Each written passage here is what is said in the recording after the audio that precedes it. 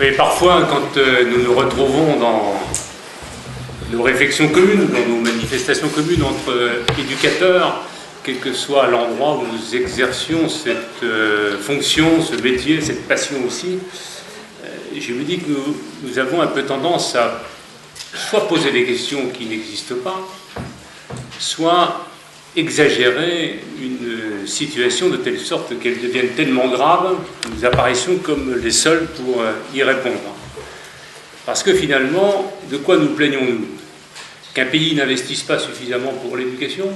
En venant depuis ce matin, j'ai vu à 3 reprises, dans le train et dans un magazine, je dirais 3 choses qui devraient nous rassurer. Vous avez dû les voir aussi. La première, c'est une annonce faite qui nous dit « Quand un élève est en difficulté, il faut redoubler, point de suspension, d'attention pour lui. » Académien.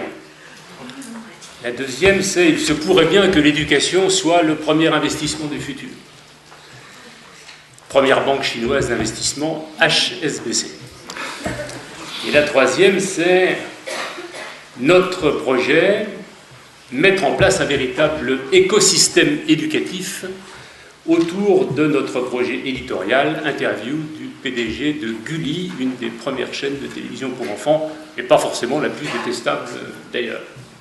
On est donc dans un pays où finalement tout le monde veut s'occuper d'éducation. Jamais l'investissement public n'a été aussi important.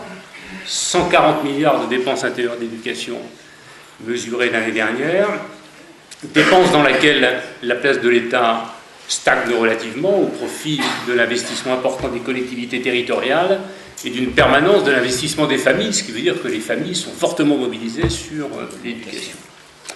Alors finalement, de quoi avons-nous un petit peu peur quand nous voyons ce qui monte? Et nous avons raison, évidemment, de craindre ce qui est à l'œuvre, tout en nous réjouissant de notre capacité de résistance, et notamment de notre aptitude, ça vient d'être brillamment fait, à rappeler qu'une des meilleures façons de résister, c'est de s'allier, de coopérer pour faire valoir ce à quoi nous croyons, et notamment les vertus, et je ne reviendrai pas dessus, d'une éducation émancipatrice. Pour ma part, je vois la crainte à travers le regard qui est sans doute un regard commun à nous tous, d'enseignants, de formateurs, de militants d'un mouvement d'éducation populaire, d'organisateurs de collectifs divers et variés, se mobilisant pour la cause de l'éducation, et évidemment aussi de pères et de grands-pères.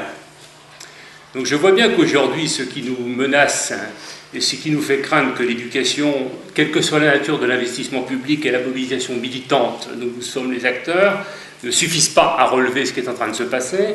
C'est beaucoup de choses, et notamment 2. La première, c'est la montée de la défiance généralisée des uns à l'égard des autres, et de tout le monde à l'égard de tout le monde. Et c'est en train de miner d'une manière extrêmement dangereuse la démocratie même. Et la seconde, c'est la montée des communautarismes, mais pas de ceux dont on nous parle toujours. Nous avons assisté, avant les vacances de Noël, à l'expression d'un des communautarismes, et je pense qu'il est un des plus dangereux pour la société, puisqu'il fige les formes de la société. La création du SEC, le nouveau syndicat dans le paysage français, vous n'en avez pas entendu parler de cette forme-là, c'est le syndicat des éleveurs de champions. Le syndicat des éleveurs de champions. Vous savez, cet ensemble professionnel de l'éducation scolaire qui s'est mobilisé pour maintenir absolument ses positions acquises, ça n'enlève rien à la qualité de ses interventions, les enseignants de classe préparatoire.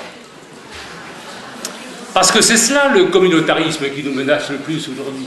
C'est celui de celles et ceux qui refusent absolument, devant un certain nombre d'enjeux collectifs, de faire varier la moindre des positions, de refuser que les places acquises soient toujours acquises par les mêmes, de ne même pas envisager que devant l'évolution des enjeux de société, on puisse voir autrement ce qui n'enlève encore, une fois, à rien à la qualité professionnelle de ceux qui le font, mais de faire varier les fonctions les uns et des autres, et de justement penser la coopération entre différents niveaux, différentes natures d'enseignement et d'éducation, autrement parce que les défis sont d'une autre ampleur que ceux qu'il a fallu relever quand notre pays a fait le choix de mettre en place une école fondée sur la fabrique des meilleurs, de l'élitisme républicain, ce qui continue à largement marqué l'organisation de l'école, mais des autres institutions qui l'accompagnent, peut-être même d'ailleurs des associations complémentaires et des mouvements qui l'ont accompagné, promu, prolongé et protégé. Peut-être que nous-mêmes avons été les ardents défenseurs de ce système parce qu'à un moment il a correspondu à ce que notre pays avait besoin pour construire les qualités qui sont les siennes aujourd'hui, et notamment celle de rester le pays qui, ne représentant plus qu'à peu près 1% de la population du monde, est encore la 5e ou la 6e puissance culturelle du monde, tout en faisant croire qu'elle est encore une puissance atomique. Mais c'est une puissance intellectuelle importante. Mais ce système-là est ravageur aujourd'hui, et nous le savons bien. La fabrique des meilleurs, c'est le tri. Je n'insiste pas, Philippe l'a suffisamment démontré, notamment à travers la logique de la centrifugeuse ou de la distillation fragmentée, je crois que c'est le terme qu'il utilise souvent, ou de la trieuse tout simplement. Et c'est ce système qui est en cause aujourd'hui. Mais ça n'est pas que l'école, c'est l'école et toutes les institutions publiques, notamment, qui sont combinées à l'école. Et tout ce qui converge en prenant en compte ce que l'école ne veut pas faire, ne veut plus faire ou ne sait pas faire, pour finalement laisser perdurer le système. Et donc quand un des corps les plus brillants de la société, chargé d'entretenir le plus haut savoir, refuse absolument, au motif sans doute en partie légitime, qu'on veut le brutaliser un petit peu sur son statut et sur ses revenus profondément inégalitaires, et injustes d'ailleurs, en son sein, d'envisager même qu'on parle de cela. C'est cela qui mine profondément la société. Et on pourrait prendre d'autres exemples. Et c'est la raison pour laquelle la question de la coopération, mais plus loin, je crois encore, celle, au-delà de la coopération, des alliances qu'il faut renforcer et conforter. Parce que nous avons appris beaucoup et beaucoup plus qu'on ne le croit, des pratiques depuis une vingtaine d'années, et je veux simplement insister, pour ne pas faire durer trop longtemps cet après-midi très descendant, sur ce que les politiques éducatives territoriales, qui se sont installées dans le paysage depuis maintenant plus de 20 ans parfois, avec des collectivités qui n'ont pas attendu que la loi leur dise pour se doter de projets éducatifs de territoire, on les appelle comme ça aujourd'hui, ça porte d'autres noms ailleurs, et ce que finalement ça a généré, révélé, d'importance de s'allier effectivement entre acteurs de nature différente, ce qui suppose, et Philippe l'a rappelé, effectivement un certain nombre de conditions, de mise en accord sur des principes aussi, Pierre vient d'y insister, de faire connaître et reconnaître les acteurs entre eux et de s'organiser pour qu'on ne soit pas dans une espèce de juxtaposition fonctionnelle ou de rappel permanent des termes qui sont ceux très souvent des cabinets conseils ou des cabinets d'audit, mais que nous soyons véritablement dans des politiques d'entraînement qui consistent à faire progresser localement une politique d'éducation et à prendre en charge ce que nous mettons derrière éducation, derrière un projet éducatif.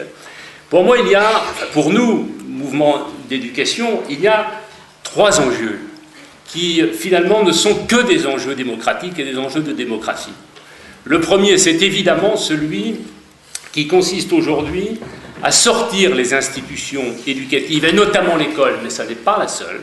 Il y a d'autres institutions culturelles qui sont devant les mêmes difficultés, finalement, de ce qui les ronge aujourd'hui, qui est de ne pas être des institutions démocratiques au sens où elles entretiennent, voire amplifient, en leur sein même, de profondes injustices et des niveaux d'égalité qui sont insupportables, si tant est qu'il y ait des inégalités supportables. Mais c'est un autre débat. S'allier pour faire en sorte que l'école progresse, c'est une nécessité, une obligation et une des preuves que les politiques éducatives territoriales ont apportées depuis maintenant 20 ans. Même si certains les accusent parfois d'amplifier les inégalités, ce qui est un faux procès.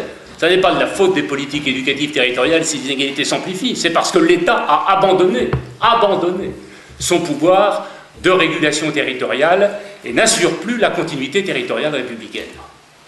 Et ne compense pas notamment.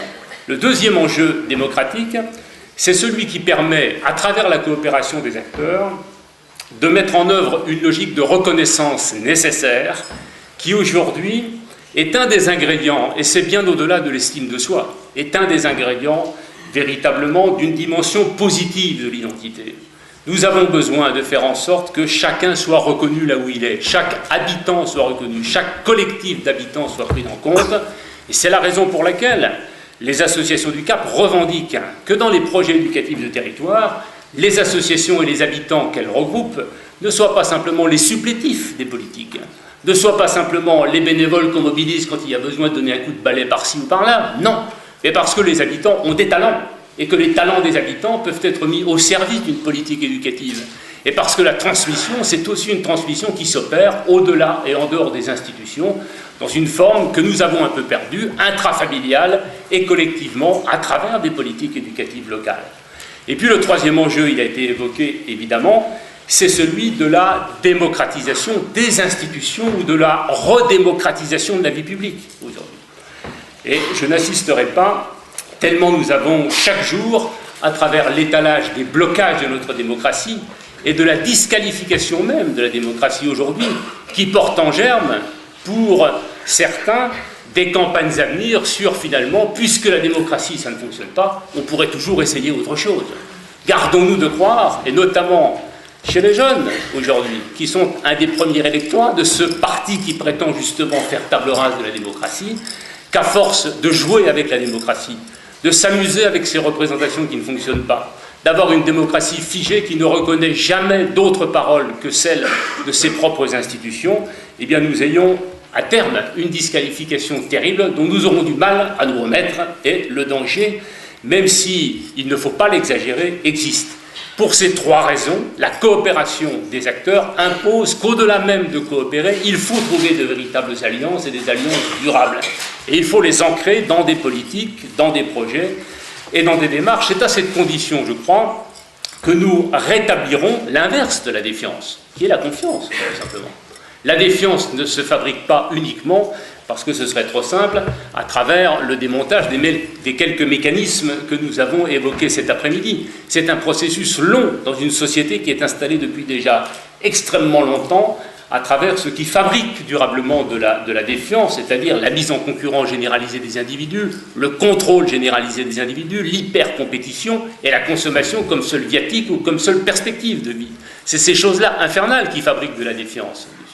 Refabriquer à partir de cela sur un modèle de société que nous aimerions bien voir s'esquisser aujourd'hui, dont nous voyons bien que même quand des gouvernements s'installent sur des majorités qui prétendent faire l'inverse, ils ont du mal à le faire, parce que l'avenir n'appartient pas simplement aux espaces nationaux, mais appartient évidemment aujourd'hui à des espaces beaucoup plus larges, et qu'il faut jouer sur d'autres leviers que les capacités de changement à l'intérieur d'un pays, quelle que soit la qualité et la volonté des acteurs éducatifs.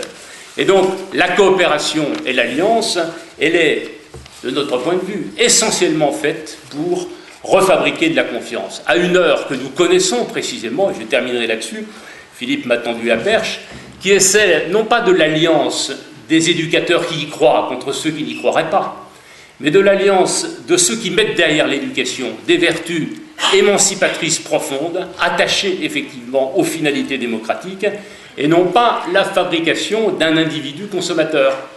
Et vous connaissez aujourd'hui l'état des lieux de ce qui se passe. Nous savons où se jouent les choses, nous savons où se fabriquent les représentations, et nous savons bien, parce que pour le coup, ça a été un petit peu évoqué, mais c'était ma deuxième crainte, comme père et grand-père, parce que je vois des enfants autour de moi, et comme militant éducateur et militant d'un mouvement d'éducation populaire, nous en avons des centaines de milliers que nous voyons. La position provisoirement nationale me permet d'analyser des données nationales.